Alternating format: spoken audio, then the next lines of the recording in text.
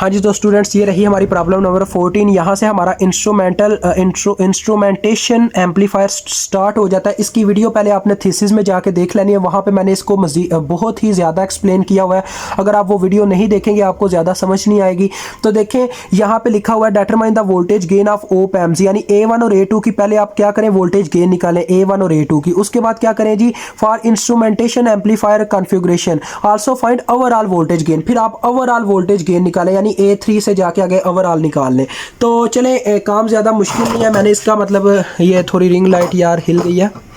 मैंने आपको इसके बारे में काफ़ी डिटेल से बताया हुआ है वीडियो के अंदर, थीसिस के अंदर, तो आपने लाजमी वो वीडियो देखनी। अगर आप वो मिस करेंगे तो यार मैं गारंटी नहीं दे सकता स्टूडेंट्स आपको इसकी समझ आए, तो यार मिस नहीं करनी। आप मेरे स्टूडेंट्स की तरह हैं, मेरे बेटों की तरह है, तो मैं आपकी मदद लाजमी करूँगा। तो बेटियाँ भी बीच में शामिल हैं। तो चलें यहाँ स्टार्ट करते हैं।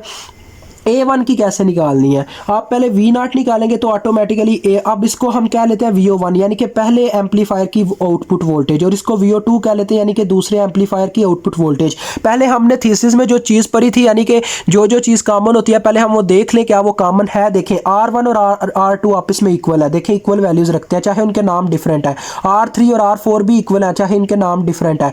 R5 और R6 भी इक्वल है, यानी कि जो हमने चीज़ पढ़ी थी बिल्कुल वो राइट है। तो लिहाजा यहाँ पे अप्लाई होगा फार्मूला। तो चलिए ये फार्मूला अप्लाई करते हैं। सबसे पहले मैंने आपको बताया था, देखें ये पॉजिटिव जानिब से दे रही है इनपुट, लिहाजा हमारे पास इन्वर्टिंग तो होगा नहीं, नॉन इन्वर्टिंग की इक्वेशन लिखी जाएगी जो कि क्या थी, 1 + RF ओवर R1। यहाँ पे RF की जगह R1 है, तो लिहाजा R1 ऊपर आ गया, और R1 की जगह RG। आपको पता है ये दूसरी साइड पे जाके ग्राउंड होता है RG, लेकिन यहाँ पे ये कनेक्टेड है V/2 से, लिहाजा हमारे पास क्या होगा जी, जहाँ पे ग्राउंड आता है उसकी जगह आ जाएगा V/2।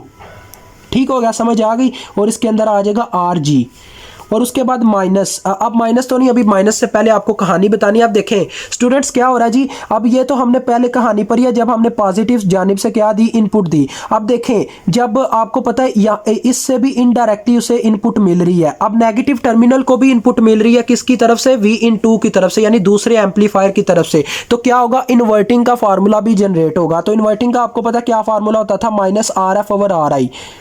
तो यहाँ पे RF इसके लिए क्या है, R1 है, R1 इनके लिए RF है, और RG इनके लिए RI है, क्योंकि ये मतलब आपको पता है नेगेटिव टर्मिनल के साथ आपको पता है इस तरह से कनेक्टेड हुआ करता था। चलिए मैं आपके लिए छोटी सी एक शेप ड्रा कर ही देता हूँ आप को, ताकि इतना मतलब मुश्किल पेश ना आए। आपको पता है जब हम मतलब क्रिएट करते थे तो यहाँ पे हमारे पास लगा होता था R in, अगर इन्वर्टिंग होता था तो यहाँ पे इनपुट वोल्टेज होती थी, तो ये R in होता था, और इसके ऊपर से एक रजिस्टर जाता था जिसका नाम RF होता था, तो ये RF है, और ये V0, और ये ग्राउंड होती थी अगर आपके पास सिर्फ इन्वर्टिंग होता था, लेकिन ये दोनों तरह से है।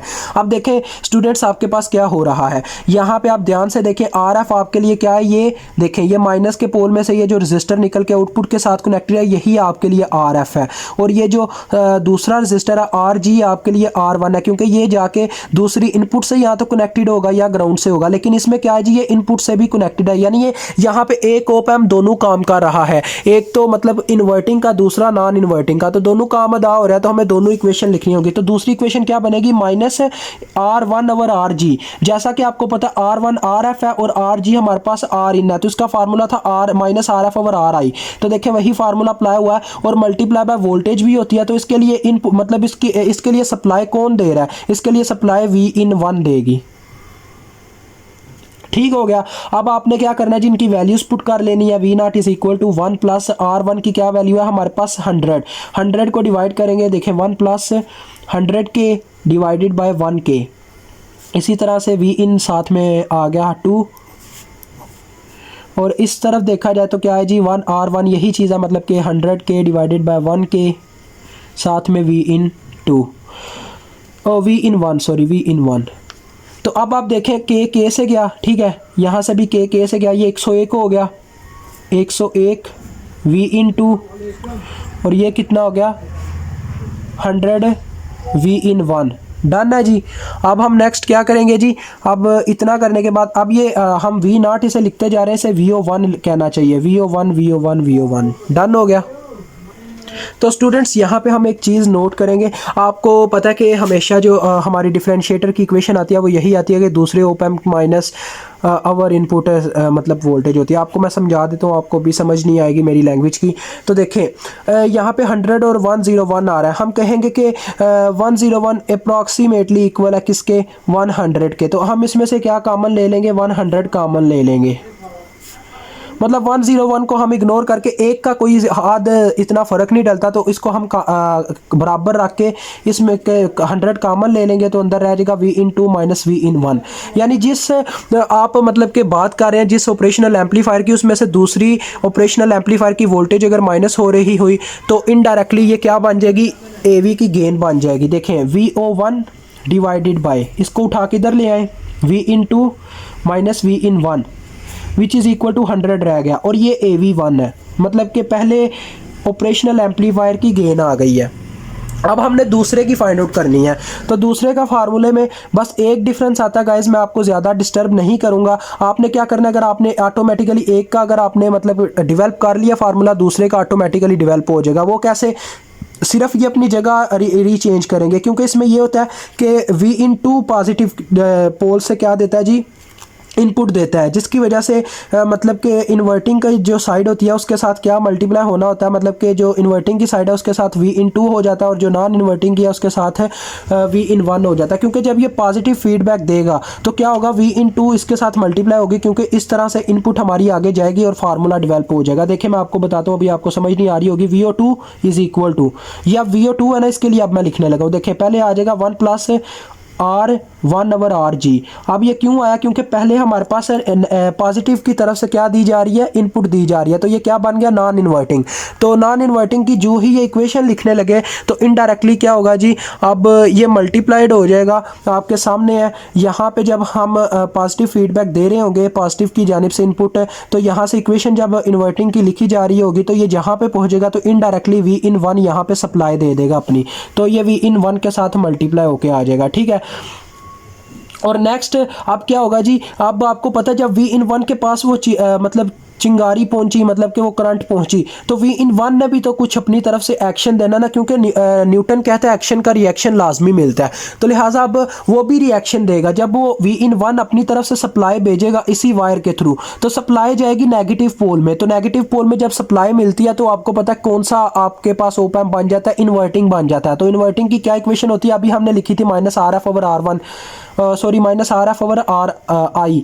तो RF मीन्स हमारे पास R1 है और RG हमारे पास यहाँ पे RI है, तो लिहाजा ये इक्वेशन आ गई। और इसके साथ अब कौन सी वोल्टेज मल्टीप्लाई होगी, जिसकी तरफ हमारी चिंगारी पहुंची है, मतलब जिसको रिएक्शन मिला है, तो V/2 इसके साथ मल्टीप्लाई हो जाएगी। मैंने जैसा कि आपको बोला था सेम टू सेम फार्मूला आएगा, बस ये वोल्टेजेस अपनी जगह चेंज कर लेंगे। देखें वही चीज़ हुई है। तो VO2 इज इक्वल टू, इसका आपको पता क्या आंसर आया था, हमारे पास इसका आंसर आया था 101 V/1 माइनस, इसका भी यही आंसर आया था 101 V/2। वही चीज़ आपने करनी है, कॉमन लेना, तो आपके पास क्या आ जाएगी जी, AV2 आपके पास आ गई, VO2 divided by V/1 minus V/2।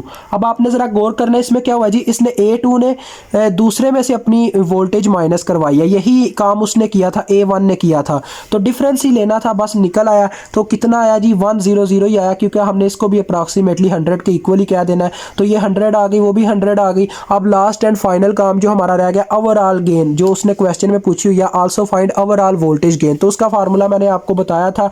आपने थीसिस की वीडियो स्टूडेंट देख लेनी है, आपके लिए कोई मुश्किल काम वाली बात नहीं रहेगी। हम यहाँ पे V आउट निकालेंगे, तो V आउट का फार्मूला आपके सामने ही आएगा। मैंने बोला था कि इसमें ये चीज़ कॉमन होती है, तो आपको पता है ये नेगेटिव फीडबैक की तरफ, यानी ये इन्वर्टिंग बना रहा है, इन्वर्टिंग को क्या मिल रही है, इनपुट मिल रही है VO1 की जानिब से, तो ये आ जाएगा हमारे पास। देखें R5 और R3, क्योंकि इस क्वेश्चन इस सर्किट में आके RF हमारे लिए R5 हमारे लिए RF है, जबकि R3 हमारे लिए Rin है, तो आपको पता है वो क्या बनता है, RF ओवर Rin। तो ये आ गया R5 ओवर R3। उसके बाद इसके अंदर क्या आएगा जी, अब ये जब ओवरऑल होती है तो इन दोनों को प्लस अप करवाया जाता है, तो क्या होगा, देखें ये इसमें प्लस होगा, तो ये 1 प्लस 2 टाइम्स ऑफ आ जाएगा इसका reaction, 2 times of R1 over RG।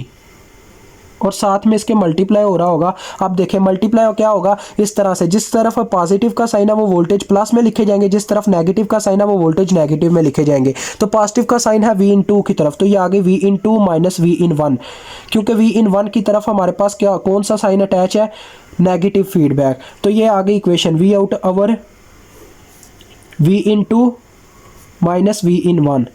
तो अब वैल्यूज पुट करेंगे। R5 की वैल्यू हमारे पास कितनी है, 10 के, R3 की भी 10 के, उसके बाद जी इंटू 1 प्लस 2, R1 की क्या वैल्यू है हमारे पास, R1 की वैल्यू है 100 के, तो ये हो जाएगा 200 के डिवाइडेड बाय RG की वैल्यू थी 1 के, तो के से गया और 10 के से गया, तो ये आ रही है 201 आ रही है। तो देखें स्टूडेंट्स से बात वहीं पे आके रुकी है कि दो मतलब कि जो हमारे पास दो ऑपरेशनल एम्पलीफायर थे उन्होंने अपनी गेन को क्या किया जी, डेवलप करके इसको दिया जिसकी मतलब डबल हो गई है। अब दो ऑपरेशनल एम्पलीफायर एक एम्पलीफायर के पीछे लगाने से उसकी जो होती है गेन वो डबल हो जाती है। तो ये चीज़ हमें यहाँ से साबित हो रही है। 201 इसकी गेन आई है। मुझे उम्मीद है आपको इसकी समझ आई होगी। आप मुझे इजाज़त दें। अल्लाह हाफिज़, अस्सलामु अलैकुम। इंशाल्लाह मिलेंगे नेक्स्ट क्वेश्चन के साथ।